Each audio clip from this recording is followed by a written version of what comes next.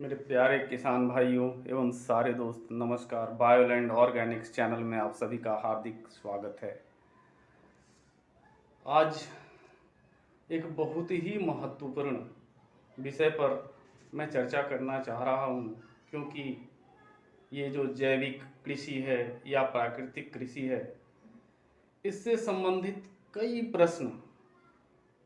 प्रश्न हैं, अलग अलग तरीके के हैं, जो हमारे अन्नदाता किसान जो खेतों में जाकर उपज करते हैं, उन्हें कई सारे प्रश्न सामने आ रहे हैं कि एक तो मजबूरी है कि इस प्रकृति को अगर सही ढंग से संचालन करना है, स्वस्थ रखना है, तो हमें जैविक कृषि या प्राकृतिक कृषि पर आना ही होगा। लेकिन इधर इस परिवर्तन में कहीं ऐसा तो ना हो कि हम जो कृषि उत्पाद कर रहे हैं उसमें बहुत बड़ा गिरावट आ जाए, या फिर उसमें बहुत ज़्यादा लागत आ जाए, या फिर उसमें इस तरह की उत्पादन क्षमता ही ना हो, और या विभिन्न प्रकार की बीमारियां हो जाएं। ये सारे कई तरह के प्रश्न हैं जो किसान को चिंतित करती रहती हैं।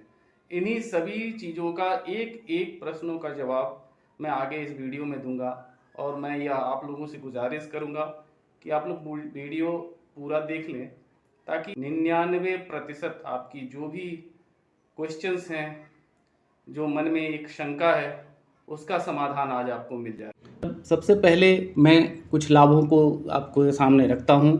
जैसे जैविक खेती करने पर भूमि, जल और वायु प्रदूषण बहुत ही कम होता है। इसमें किसी भी प्रकार के रासायनिक पदार्थों, कीटनाशकों और केमिकल फर्टिलाइज़र का इस्तेमाल नहीं होता है। जैविक खेती करने पर पौष्टिक और जहर मुक्त भोजन, जो हमें विभिन्न बीमारियों से हमेशा ही बचाता रहता है, उसका उत्पादन होता है। जैविक खेती से उपजने वाले खाद्य पदार्थों का स्वाद भी नियमित रूप से उपजे खाद्य वस्तुओं से बेहतर होता है। खाद्य वस्तुओं में कई प्रकार के विटामिन भी पाए जाते हैं, जिससे हमारा शरीर और यह प्रकृति स्वस्थ रहता है।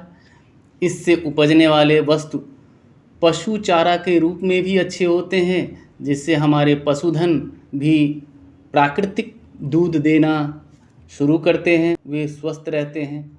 जैविक खेती करने पर मिट्टी के पोषण को भी बढ़ावा मिलता है। मिट्टी का पोषण में कम से कम जल देने की आवश्यकता होती है, क्योंकि ये मिट्टी के साथ नमी बना के रखता है। इसमें मिट्टी की उर्वरता, उसकी उपज में भी सुधार होता है। यह किसानों के लिए काफ़ी लाभदायक होता है, क्योंकि इसमें पानी का इस्तेमाल बहुत कम होता है, और साथ ही महंगे रासायनिक उर्वरकों को और कीटनाशकों का कोई उपयोग नहीं किया जाता। यह पर्यावरण के लिए बिल्कुल अनुकूल होता है। साथ में रिड्यूस, रीयूज और रीसाइकिल को बढ़ावा देता है। जैविक खेती ग्रामीण क्षेत्रों में कई रोजगार के अवसर प्रदान करता है, जिससे किसानों और मजदूरों की आर्थिक स्थिति में सुधार आता है। पारंपरिक या जैविक खेती में आधुनिक मशीनों के इस्तेमाल के बजाय मानवीय श्रम की आवश्यकता ज़्यादा होती है। ये इनकी कमियां हैं। इसमें मानवीय श्रम की अधिक आवश्यकता होती है। इसमें किसानों को कुशलता के साथ ही जैविक खेती के सभी घटकों का ज्ञान भी रखना पड़ता है। पारंपरिक जैविक खेती में ज़्यादा समय लगता है, और पारंपरिक खेती की तुलना में जैविक खेती से फसलों की उपज रासायनिक खेती के बराबर या कुछ कम भी होती हैं। यह भूमि की उर्वरक क्षमता पर निर्भर करता है। इसके साथ ही कई अन्य प्रश्न, भिन्न भिन्न तरह के प्रश्न, जिसका आगे मैं जवाब संकलित करके आपको दे रहा हूँ। प्रश्न है, भारतीय भिन्न भिन्न प्रांतों में भूमि की उर्वरक क्षमता, उत्पादन क्षमता अलग हैं। कई प्रांतों में अभी भी बहुत कम मात्रा में रासायनिक खाद एवं कीटनाशक डाले जाते हैं, तो क्या हमें वहाँ जैविक खेती करनी चाहिए? उत्तर: हाँ, अवश्य करनी चाहिए। जहाँ अभी बहुत कम मात्रा में रासायनिक उर्वरक या कीटनाशक डालने पर उपज अच्छी होती है, इसका मतलब वहाँ की भूमि के तत्व अभी पूरी तरह नष्ट नहीं हुए हैं और ऐसी भूमि का बहुत कम समय में सुधार संभव है। प्रश्न है, क्या हमें संकर बीजों हाइब्रिड सीड्स पर ही जैविक कृषि कार्य करना चाहिए? उत्तर: यूँ तो सर्वश्रेष्ठ यह होगा कि हम देसी बीजों को उपलब्ध कर इससे ही प्राकृतिक जैविक कृषि में काम लाना चाहिए, क्योंकि हाइब्रिड या संकर बीज का उपज ही रासायनिक खादों, कीटनाशकों एवं पर्याप्त जल संसाधनों की निर्भरता पर केंद्रित है। इससे हर बुआई में हमें बीज खरीदने की बचत होगी, परंतु यदि देसी बीज उपलब्ध न हो तो संकर बीजों से शुरू किया जा सकता है।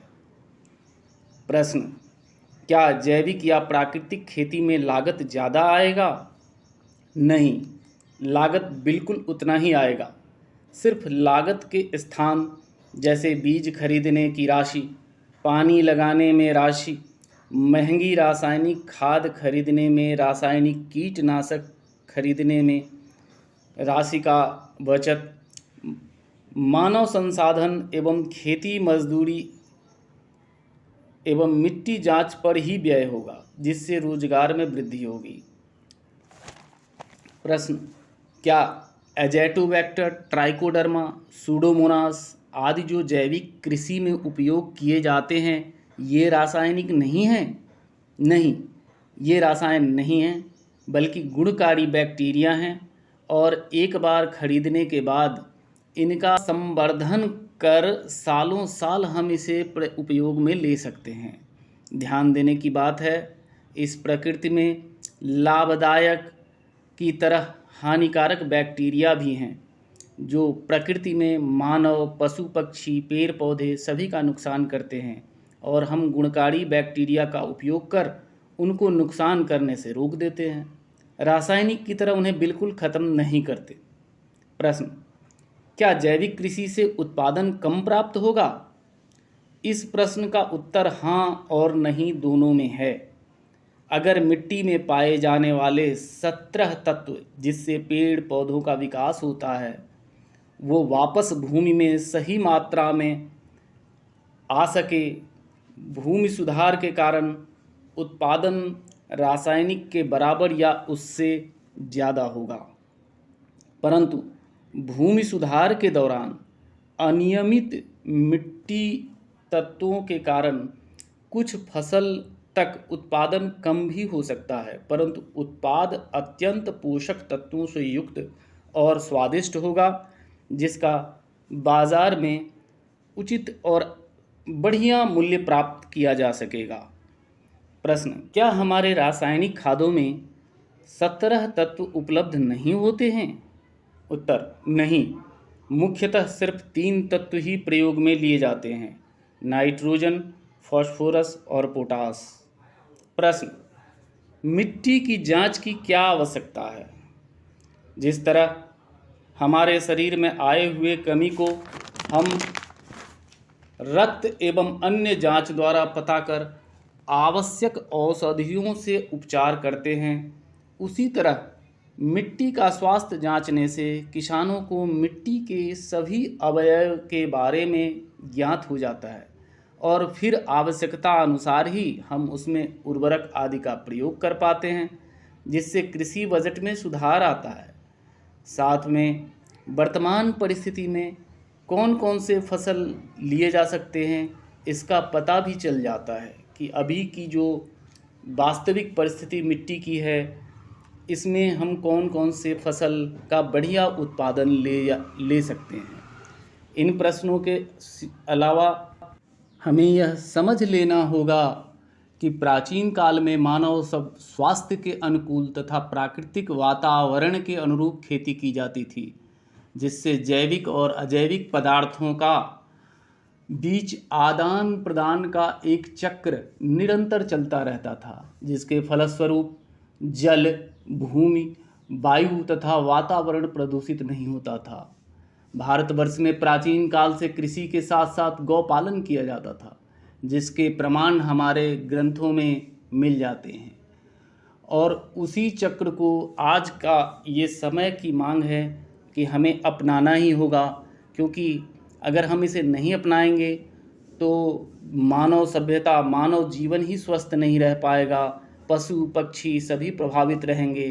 तो अगर इस तरीके से उत्पादन से हम कुछ अधिक उत्पादन कर लेते हैं जिस पर हमारा प्राणों के ही संकट हैं, तो ऐसे उत्पादन का क्या लाभ है। मुझसे ज़्यादा जो लोग ज़मीन पर उतरकर खेती किसानी का काम करते हैं, उन्हें इसके बारे में पूर्ण अनुभव है कि जब मिट्टी बीमार हो जाता है तो सबसे पहले मिट्टी की उपचार की आवश्यकता होती है। जैसे हम इंसान बीमार हो जाते हैं तो हमें 2-4 दिन, हफ्ता दिन अपने आप को सही करने में लगता है, और इसी दौरान हमारी जो बजट होती है उसमें और कई तरह के खर्च भी आ जाते हैं ताकि हम स्वस्थ हो सकें। उसी तरह से आज 60-70 सालों से जिस पृथ्वी की मिट्टी का इतना दोहन हो चुका है कि जिसमें हम बार बार रासायनिक खाद, वही नाइट्रोजन, फास्फोरस और पोटास, उसको NPK कह लीजिए या फिर यूरिया DAP कह लीजिए, उसको दे दे करके मिट्टी में डाल डाल करके सिर्फ 3 चीज़ों से हमने मिट्टी की उर्वरक क्षमता को बिल्कुल ख़त्म कर दिया है। तो अब उसे सुधारने के लिए हम कृषि कार्य करते हैं, कृषि भाइयों को भी थोड़ी परेशानी तो उठानी होगी। और मैं साथ में ये उनसे भी कहना चाहता हूँ जो ये कृषि उत्पाद को उपयोग करते हैं, वे भी इस परिस्थिति को समझें, और अगर हमारे किसान भाई हमें स्वस्थ रखने के क्रम में थोड़ा सा किसी भी वस्तु की लागत ज़्यादा लगती है, उसके कारण थोड़ी वस्तु अगर महंगी होती है तो उससे घबराए नहीं, बल्कि उन्हें प्रोत्साहित करें, ताकि अगर किसान बचे रहेंगे तभी ये परिवर्तन आ भी सकेगा। वरना चाहे कुछ भी कह लीजिए, जितनी मीडिया कह ले, समाचार पत्र कह ले, प्रधानमंत्री कह ले, कोई भी कह ले, करना तो आखिर किसान को है। और इसीलिए मैं सबसे हाथ जोड़कर गुजारिश करता हूँ कि हम सब किसानों को इस ओर प्रोत्साहित करें, और अगर थोड़ा नरम गरम अपने जेब पर पड़ती भी है तो इस बात का परवाह ना करके हमें उन्हें प्रोत्साहित करते रहना होगा।